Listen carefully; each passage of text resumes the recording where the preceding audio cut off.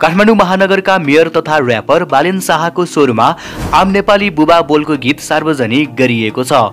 झरीपछिको इन्द्रेणी फिल्मको शीर्ष गीतमा बालेनको र्याप सुन्न सकिन्छ। सार्वजनिक भएको छोटो समयमा नै यो गीतले दर्शकको मन जितिरहेको छ।